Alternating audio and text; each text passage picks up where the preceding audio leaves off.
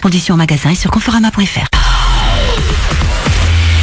Vous arrivez sur Énergie, on est pas mal là. Bien pour se réveiller, ce mercredi, on va s'écouter Martin Garrix avec David Guetta et Post Malone. Après l'info, il est 7h30 sur Énergie.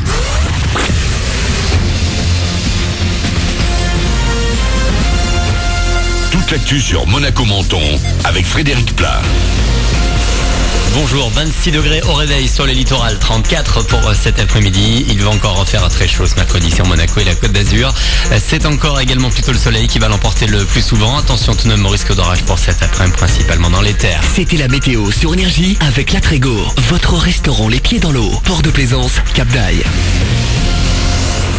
Il va donc une nouvelle fois falloir faire avec des conditions en météo un peu folles pour ce mercredi. Depuis hier, la principauté et les Alpes-Maritimes sont en vigilance météo à la fois pour risque d'orage et canicule.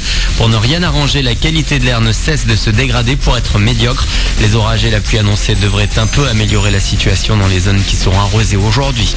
Après le drame du viaduc de Gênes sur la 10 en Italie, on s'inquiète côté français de l'impact économique sur le transport. Sans oublier les victimes de l'effondrement, les professionnels de la route sont avec la coupure de l'autoroute désormais contraints à faire de très grands détours.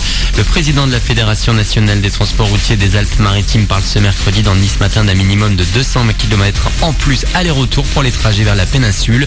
Il en coûterait entre 300 et 500 euros de plus là aussi par trajet. Des mesures d'urgence sont réclamées. Le concessionnaire autoroutier en charge du pont qui s'est effondré est mis en cause pour sa mauvaise gestion du viaduc et qui s'est effondré fait un geste. Il a annoncé pour les particuliers comme pour les professionnels la désormais gratuité du réseau autoroutier génois. Retour aux affaires pour le chef de l'État français. Emmanuel Macron est revenu de Paris hier après 3 semaines de vacances sur la Côte d'Azur.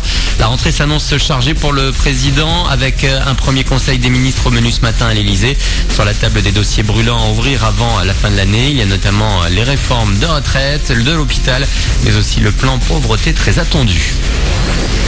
Il a une dent contre lui. Jason Statham combat un requin géant dans le film En eau trouble à l'affiche aujourd'hui dans les salles de Monaco et de la Côte d'Azur. Dans ce thriller, la star joue un sauveteur plongeur au cœur de l'océan Pacifique.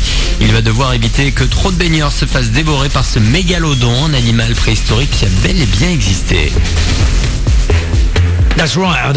Oui, ils ont existé. Je ne sais pas si vous avez déjà vu un fossile d'une dent de ces requins préhistoriques. Il est grand comme votre main. C'est hallucinant de penser que ces requins ont existé. Peut-être existent encore.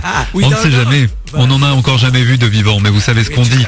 Il existe plus de photos de la Lune que des profondeurs de l'océan. Alors qui sait, peut-être qu'il y a des requins géants qui vivent dans les profondeurs. Et autre sortie cette semaine à l'essai de Monaco, Lucas, thriller d'action avec Jean-Claude Van Damme et Black Landsman, l'histoire d'un policier afro-américain qui infiltre le Ku Klux Klan.